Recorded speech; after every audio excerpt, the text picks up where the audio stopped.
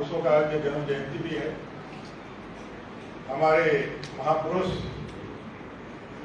सिद्धू कान्हू जी, ज्योतिबा फुले जी का आज जन्म जयंती है और इस अवसर पर झारखंड प्रदेश भारतीय जनता पार्टी के द्वारा एक कार्यशाला का आयोजन किया गया था। यह कार्यशाला आगामी कल से परसों से 13 तारीख से लेकर 25 तारीख तक पूरे झारखंड प्रदेश में डॉक्टर बाबा साहेब आम्बेडकर सम्मान अभियान के रूप में मनाया जाएगा।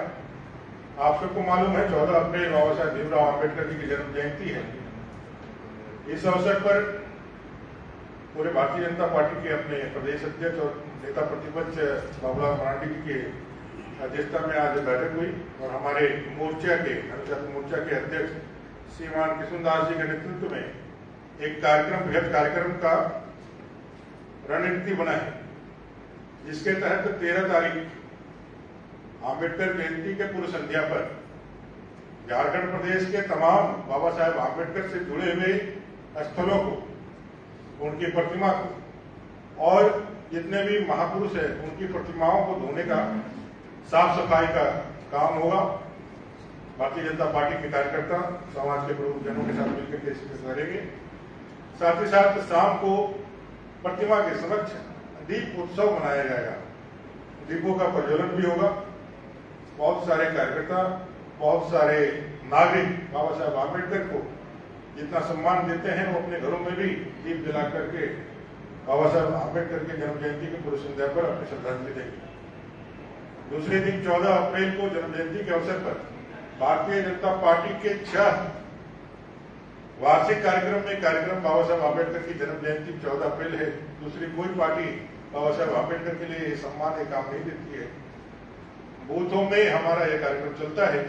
विशेष रूप से इस बार माल्यार्पण का कार्यक्रम, सामने जो सेवा बस्ती है उस सेवा बस्ती में खिचड़ी वितरण, फल वितरण, प्रस्तावना का पाठन और कांग्रेस ने जो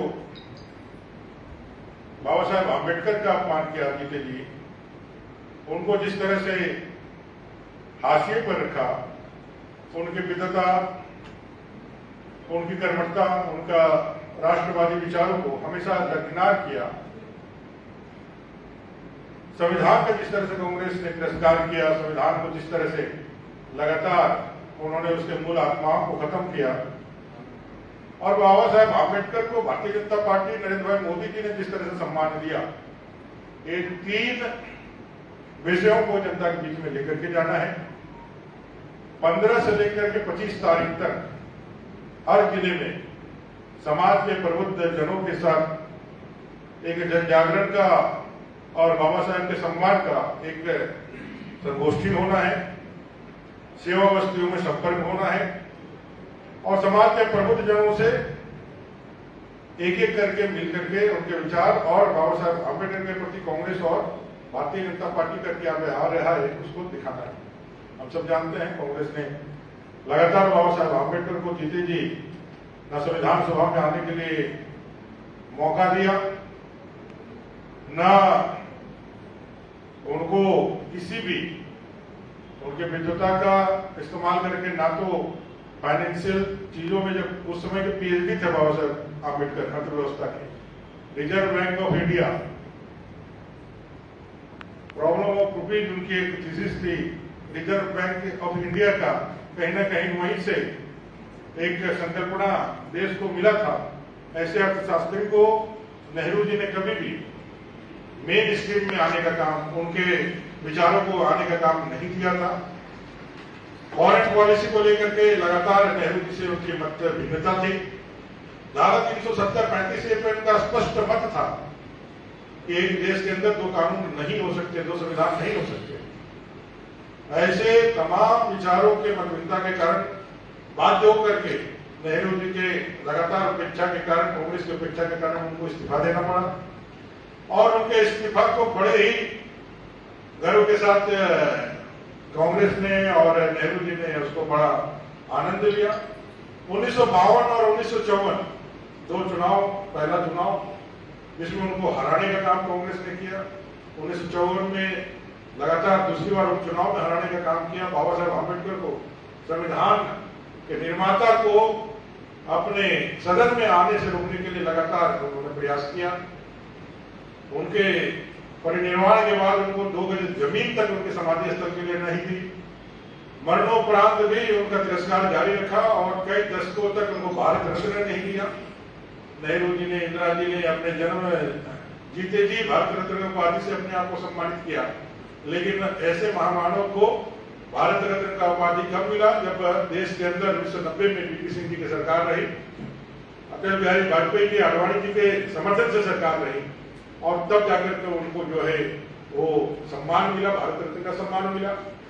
2013 तक आरटीआई का यह जवाब है कि देश के अंदर बाबा साहेब आम्बेडकर के नाम पर एक भी स्मारक नहीं है, एक भी स्मृति स्थल। कांग्रेस ने लगातार शासन में कभी भी बाबा साहेब आम्बेडकर को उस स्थान को देने का काम नहीं किया। 2014 में जब नरेंद्र भाई मोदी जी प्रधानमंत्री बने तो आज 11 साल में 5 जीवन से जुड़े बाबा साहेब आम्बेडकर के पंचतीर्थ में के रूप में उसको विकसित किया। चाहे मध्य प्रदेश की जन्मस्थली मऊ हो, चाहे उनकी शिक्षा भूमि लंदन हो, चाहे उनकी दीक्षा भूमि नागपुर हो, वहां परिनिर्वाण भूमि 26 अलीपुर दिल्ली हो, या फिर जहां उनका अंतिम क्रियाक्रम किया गया था चैत्य भूमि बॉम्बे हो, हिंदू। इस 5 स्थान को जहां पंचतीर्थ के रूप में विकसित किया, वहीं आम्बेडकर इंटरनेशनल सेंटर के रूप में स्थापित करके बाबा साहेब आम्बेडकर के विचारों को, उनके आदर्शों को लोगों के समक्ष लाने का एक केंद्र भी बनाया। ऐसे बाबा साहेब आम्बेडकर को सम्मान देने का काम जहां भारतीय जनता पार्टी ने किया है, वहीं कांग्रेस ने लगा